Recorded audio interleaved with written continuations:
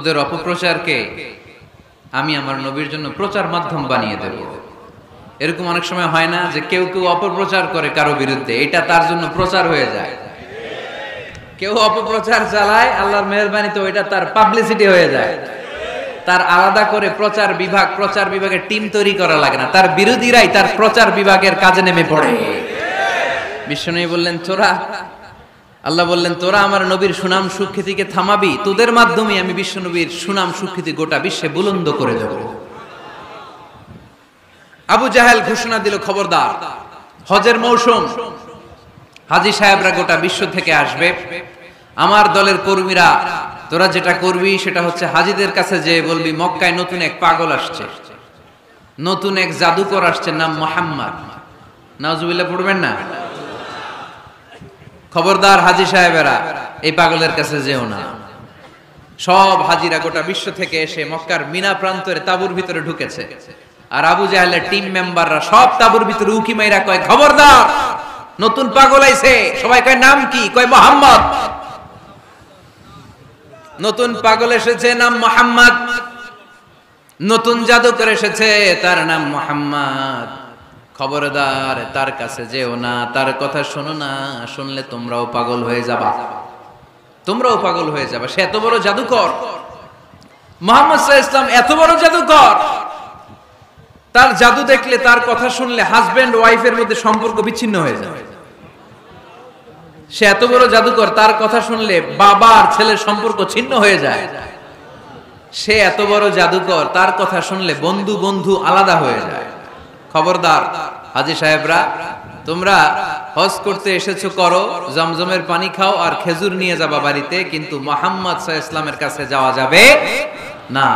আচ্ছা, আপনারা বুঝে শুনে উত্তর দেন। এই যে লক্ষ লক্ষ হাজী মিনার তাঁবুতে বসা, আর আবু জাহেলের লোকরা যে বলল নতুন জাদুকরের নাম মুহাম্মদ, তার কাছে যেও না, এই লক্ষ লক্ষ হাজীরা এর আগে জীবনেও মুহাম্মদ সাল্লাল্লাহু আলাইহি ওয়াসাল্লামের নাম শুনছে?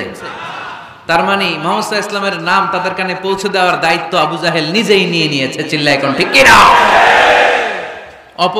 প্রচার হয়ে গিয়েছে। আর সবাই মনে মনে ভাবে, কয় কি এত বড় জাদুকর, হজ করি আর না করি, আরে না দেখা যাওয়া যাবে না। হজ তাড়াতাড়ি কোন রকম সাইরা এই জাদুকরের কাছে আগে যাব, দেখি কেমন জাদু দেখায়, দেখি কত বড় ম্যাজিশিয়ান, দেখি তো কত বড় পাগলের। কারণ আল ইনসানু হারিসুন আলা মা মুনিআ, মানুষকে যেটা নিষেধ করা হয় বেশি, মানুষ এটা করতে চায়। যদি বলি ওদিকে যাবি না, ওর বাপের কিরা ওদিকে যাবে, ঠিক কি না? এটা আমাদের স্বভাব, আমাদের খাসলা, আমাদের বৈশিষ্ট্য। যেটা আমাদেরকে নিষেধ করা হয় বেশি, ওটা করতে মন চায়। সব হাজীরা মনে মনে ভাবলো আমরা যাব। তোরা যতই বলিস না কেন, যাব, হজের পরে অবশ্যই যাব। দেখা গেল হজের পরে বিশ্বনবী মুহাম্মদুর রাসূলুল্লাহ সাল্লাল্লাহু আলাইহি ওয়াসাল্লামের বাড়ির সামনে বিশাল বড় গ্যাদারিং শুরু হয়েছে। সবাই লাইন ধরে দেখা করতে গেছে। দেখা করতে যে বিশ্বনবীর চেহারা দেখে প্রথম নজরেই সব পাগল। চাঁদের চেয়ে সুন্দর তুমি নবী আমার কামলিওয়ালা, চাঁদের চেয়ে সুন্দর তুমি নবী আমার কামলিওয়ালা, দুজা তুমি প্যারা নবী সাল্লে আলা, দু জাহানের বাদশাহ তুমি প্যারা নবী সাল্লে আলা, চাঁদের চেয়ে সুন্দর তুমি নবী আমার কামলিওয়ালা। সুবহানাল্লাহ পড়েন। এত সুন্দর চেহারা, বিষ্ণু ঈসা ইসলামের চেহারার মতো এরকম চেহারার মানুষ পৃথিবীতে আছে? দ্বিতীয়টা, অনেকে বলে সাইয়েদনা ইউসুফ আলাইহিস সালামের চেহারা নাকি বেশি সুন্দর। সুন্দর ঠিক, কিন্তু আমার নবীর চাইতে বেশি নয়। বিষ্ণু বলতেন আনা মালিহুন ওয়া আখি ইউসুফু সাবিহুন, আমার ভাই ইউসুফ হচ্ছে সাবিহ, সাবিহ মানে সাদা সুন্দর ধবধবে, আর আমি হচ্ছে মালিহ, মালিহ মানে এসেছে মিলহন থেকে, মিলহন মানে লবণ, মানে লাবণ্যময় সুন্দর। আমার ভাই ইউসুফ নবী সাদা সুন্দর, আমি লাবণ্যময় সুন্দর। কোনটার দাম বেশি? লাবণ্যময় সুন্দরের দাম বেশি। সাইয়েদনা ইউসুফ আলাইহিস সালামের চেহারা দেখে মিশরের মেয়েরা লেবু কাটতে যে বা কমলা কাটতে যে, আনার কাটতে, কমলা কাটতে যে আঙ্গুল কেটে ফেলেছিল। কোরআন তার সাক্ষী। ওয়া কাত্তা'না আইদিয়াহুম, আম্মা জান আয়েশা রাদিয়াল্লাহু তাআলা আনহা যখন এই ঘটনা শুনেছেন, তিনি মিশরের মেয়েদেরকে ডাক দিয়ে বলেছেন, ও মিশরের মেয়েরা, তোমরা ইউসুফ নবীর সৌন্দর্য দেখে লেবু কাটতে যে আঙ্গুল কেটেছ, আমার স্বামী পেয়ারা নবী মুহাম্মদ রাসূলুল্লাহর চেহারা যদি তোমরা দেখতা, তাহলে লেবু কাটতে যে আঙ্গুল নয়, কলিজাটা কেটে টুকরা টুকরা করে দিতা। আবার আম্মা জান আয়েশা বলতো, লাকুম শামসুন ওয়া লানা শামসুন, তোমাদের জন্য একটা সূর্য আছে, কিন্তু আমি আয়েশার জন্য আলাদা একটা সূর্য আছে।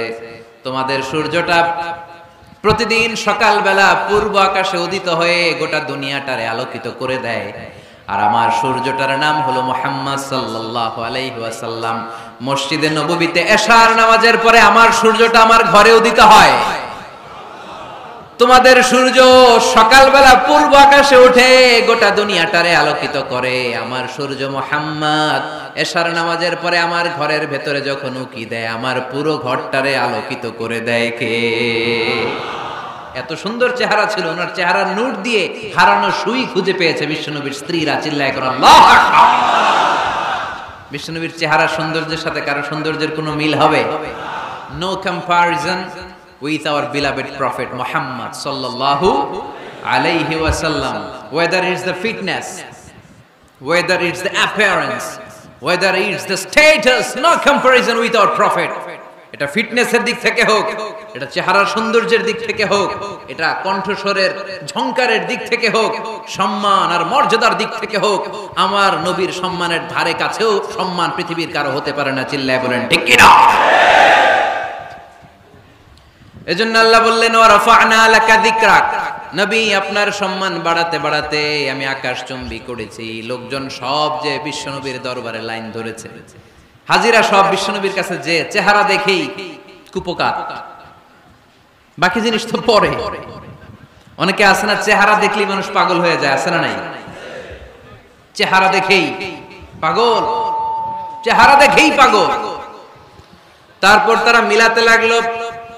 মিনার তাবুতে আবু জাহেলের কর্মীরা ঘোষণা দিয়েছিল, এলাকায় মুহাম্মদ নামে পাগল এসেছে। তারা মিলায়ে দেখে না, এই মহামানব কোনোদিন পাগল হতে পারে না, কারণ পাগলের চুলগুলো থাকে উস্কো খুস্কো, ঠিক কিনা? আমার নবী সাল্লাল্লাহু আলাইহি ওয়াসাল্লামের চুল উস্কো খুস্কো ছিল?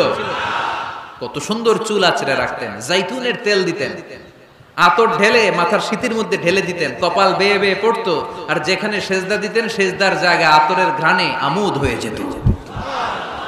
হাতের তালুতে পারফিউম মাখতেন, আর মানুষের সাথে মুসাফা করলে যার সাথে মুসাফা তার হাতের সাথে নবীর ব্যবহৃত পারফিউমের ঘ্রাণ ছুটে যেত। এত পরিচ্ছন্ন ছিলেন। তারা বিশ্বনবীর চেহারার সাথে আবু জাহেলের বক্তব্যের মিল খুঁজে পায় না। তারা বলে, না, এই লোক কখনো পাগল হতে পারে না।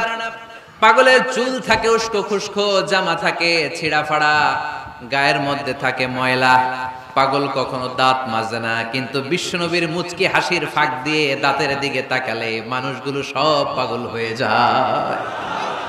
স্মাইল দিতেন বিশ্বনবী, স্মাইল, মুচকি হাসি, তাবাসসুম। বিশ্বনবীর মুচকি হাসি দেখলে মানুষ পাগল হয়ে যেত, পাগল পাড়া হয়ে যেত।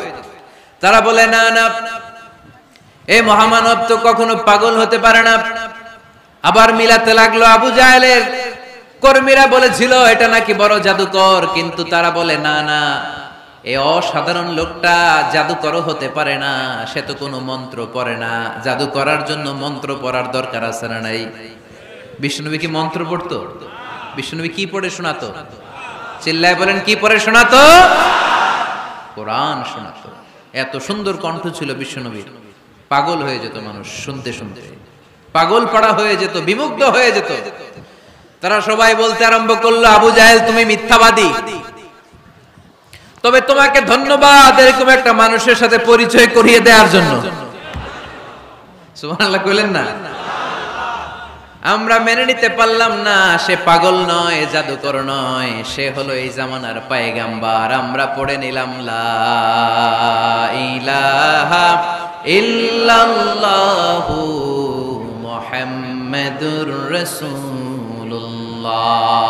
সাল্লাল্লাহু আলাইহি ওয়াসাল্লাম। ওয়া রাফা'না লাকা যিকরাক, নবী হে, এইভাবে আমি আপনার সম্মানকে বাড়িয়েছি।